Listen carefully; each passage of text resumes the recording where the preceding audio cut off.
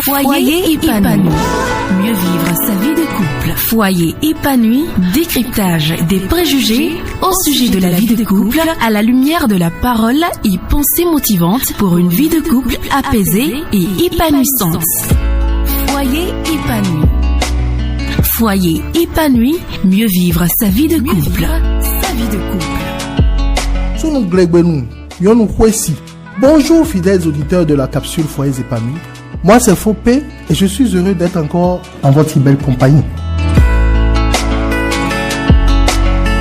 Aujourd'hui, nous irons en pays fond à la découverte d'une grande parole de sagesse fond, très utilisée mais souvent mal interprétée de nos jours. Il s'agit de l'expression Sunu Glegbenu Yon Kwesi, qui veut dire homme spécialiste des affaires du champ, l'extérieur à la maison, et femme spécialiste des affaires de la maison. Ah oui, vous ne vous y attendez pas, hein? C'est ça.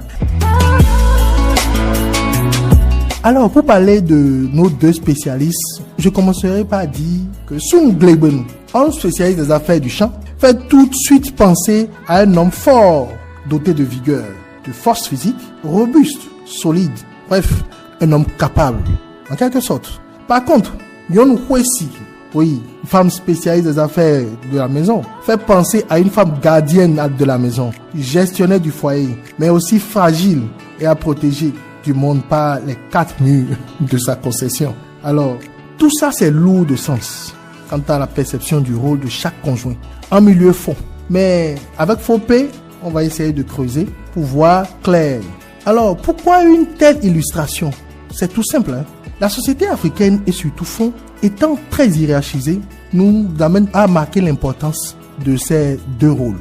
Sunu Glegbenu Yon Kwesi. Les aînés ont juste essayé, par ces mots, de préciser que le jeune garçon, futur homme, devrait se considérer comme celui qui est capable et donc a la responsabilité de se battre pour ramener ce dont la famille a besoin, afin d'assurer sa survie et bien d'autres choses. D'un autre côté, la jeune fille et future femme devrait aussi comprendre qu'elle est responsable de tout ce qui est en relation avec sa maison. On lit bien dans les rapports de complémentarité à ce niveau et dans une optique d'épanouissement du foyer. Malheureusement, l'être humain étant ce qu'il est, de plus en plus dans une certaine tendance un peu perverse, à s'arroger en supérieur et à ne pas pouvoir laisser sa position. L'homme est le chef de la famille, comme le dit la parole de Dieu en Éphésiens 5, verset 23. Mais est-ce que le tigre proclame sa tigritude? C'est ça le problème. Certains hommes pensent mieux exprimer la position de chef et désirer d'obtenir tout le respect dû à leur rang. On fait en fait en utilisant cette expression Sunu Glegbenu Yon Kwesi. C'est devenu justement un slogan simplement. Puis encore, c'est leur argument de choix pour justifier leur escapade extra-conjugale. C'est ça. Les gars, arrêtons de gâter notre nom comme ça. Fopé vous dit d'arrêter, je vous en prie. On cherche à restreindre la femme dans son environnement pour mieux la maîtriser. Mais femme de 2023 là, c'est pas comme ça. Pas du tout. Je vous en prie. Milieu alors, quinquelin. Même Dieu sait que homme là, c'est chef. On n'a plus besoin de le dire, puisqu'on l'a lu déjà dans Éphésiens 5, verset 23.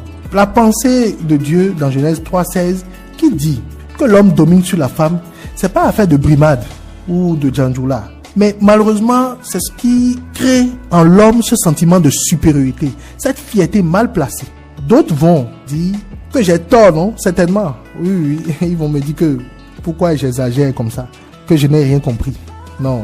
Plutôt, il faut nous baser sur la parole de Dieu. Et dans Éphésiens 5, verset 23, nous allons voir chez Dieu que ce que dit la parole de Dieu. Il a dit, je cite, « Car le mari est le chef de la femme, comme Christ est le chef de l'Église, qui est son corps et dont il est le sauveur. » Mais en même temps, Dieu demande à l'homme d'aimer sa femme, comme Christ a aimé l'Église et s'est livré lui-même pour elle. En Éphésiens 5, verset 25. Il y a donc une obligation de complémentarité entre douceur et autorité. Et certainement, pas de dictature. Azédia. D'accord. Maintenant, il faut parler et on va voir. C'est donc pas ignorance, à tort, que certains foyers des hommes continuent de limiter le rôle de la femme à une dimension primaire, comme l'enfantement, la cuisine, les enfants, l'entretien du mari, etc. La femme aide selon Dieu et gestionnaire des affaires domestiques a un potentiel illimité. Il faut le savoir. Et c'est juste à juste titre que Dieu l'a fait comme ça, puisqu'elle est un produit fini. Elle s'épanouit de sa place dans la maison et surtout dans son impact social. La preuve, aujourd'hui, les femmes ont investi le monde du travail et y excellent malgré leur responsabilité familiale. Elles managent donc à merveille les deux côtés, ce qui fait d'elles, nous aussi que nous sommes en train de dire, expertes de la maison au point de pouvoir la maintenir sur les rails de la vision imprimée par le mari en dépit des circonstances et des occupations diverses. N'est-ce pas merveilleux de voir comment la sagesse fond et la parole de Dieu se rejoignent sur ce point?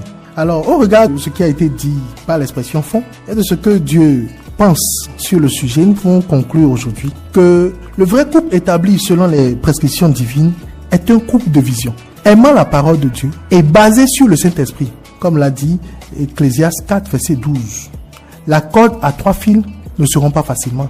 Oui, ce troisième fil, c'est donc le Saint-Esprit. Si le grand Dieu se met donc à notre niveau par son Saint-Esprit pour bâtir le foyer, l'expression devrait être replacée dans son contexte initial, illustrant la parfaite complémentarité et harmonie nécessaire pour la stabilité du foyer. C'est là aussi le modèle d'amour, selon que Paul dit dans 1 Corinthiens 13, versets 4 à 7. L'amour est patient, plein de bonté, il n'est pas envieux, il ne se vante pas, il ne sent pas d'orgueil, il ne fait rien de malhonnête, il ne cherche point son intérêt, il ne s'irrite point, ne soupçonne point le mal, ne se régit point de l'injustice, mais se régit de la vérité.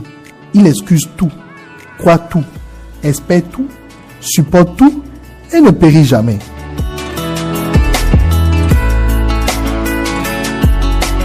Foyer épanoui, c'est tout pour aujourd'hui. Merci pour l'écoute. Moi, c'est FOP et je vous retrouve la semaine prochaine pour une autre capsule. Retrouvez ce numéro en intégralité sur notre page Facebook, Foyer épanoui, ou celle de My Picking House. N'oublie pas d'en parler autour de toi. À très vite.